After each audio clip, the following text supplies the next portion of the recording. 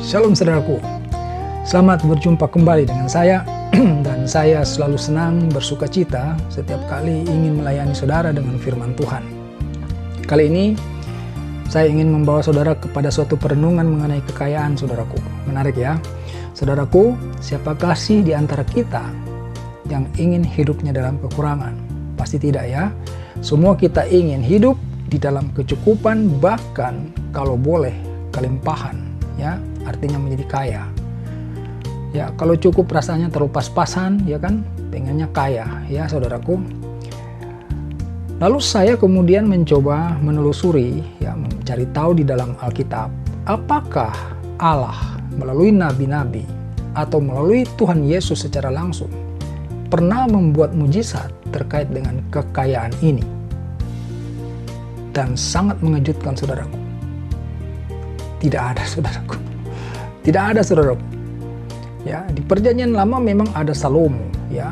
Salomo ini sangat kaya raya. Bahkan dicatat di sana bahwa dia menjadi satu-satunya manusia di muka bumi ini yang terkaya. Tidak ada orang ya sebelum Salomo, bahkan sesudah Salomo yang akan lebih kaya daripada dia. Ya, di dalam 1 Raja-Raja 3 ayat 11. Ya, coba kita baca bersama ya saudara. 1 Raja-Raja 3 ayat 11 saya bacakan untuk saudara.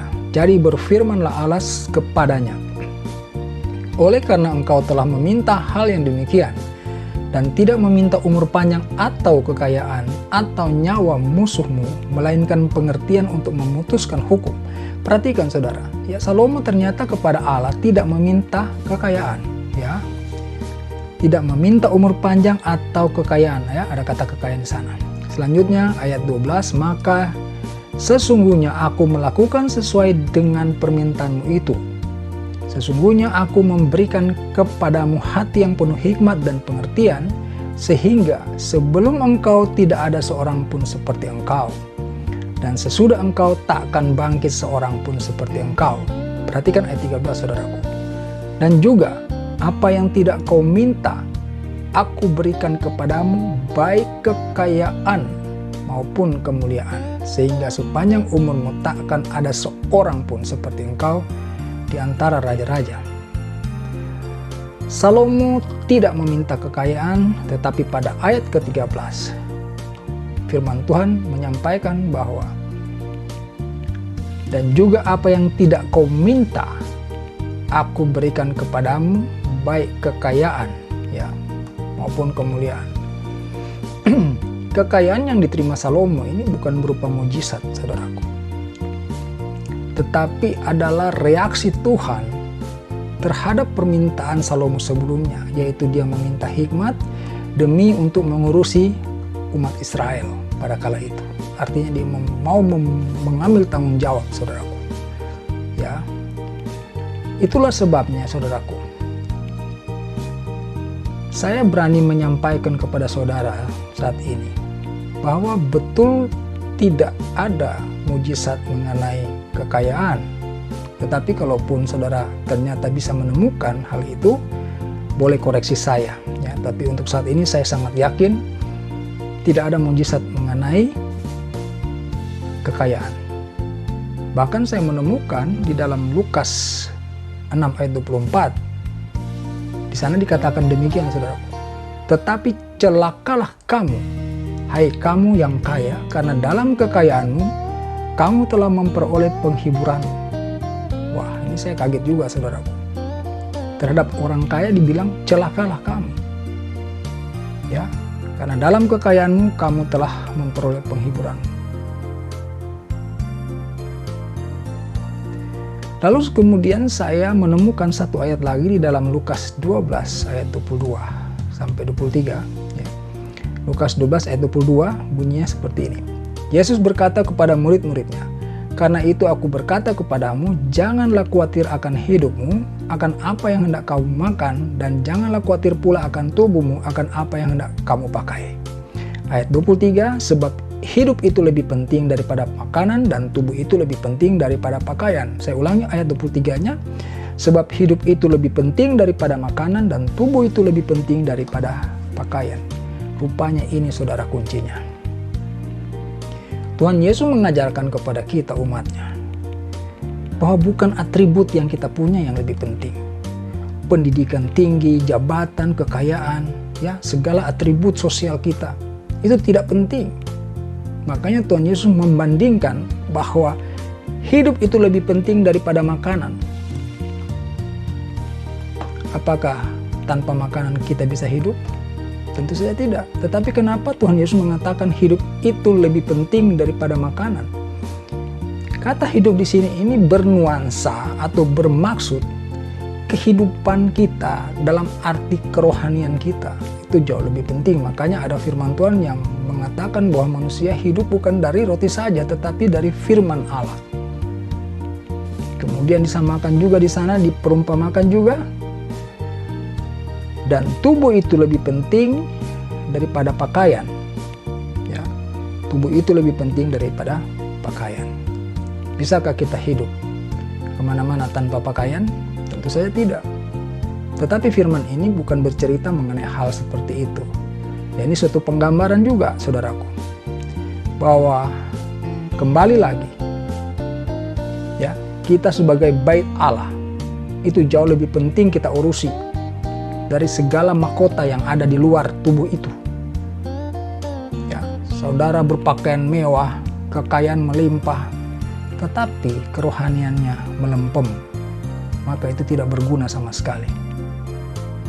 Ya saudaraku, maka ada di dalam Matius 19 ayat 16, kalau saudara mau baca, di sana ada kisah mengenai orang muda yang kaya.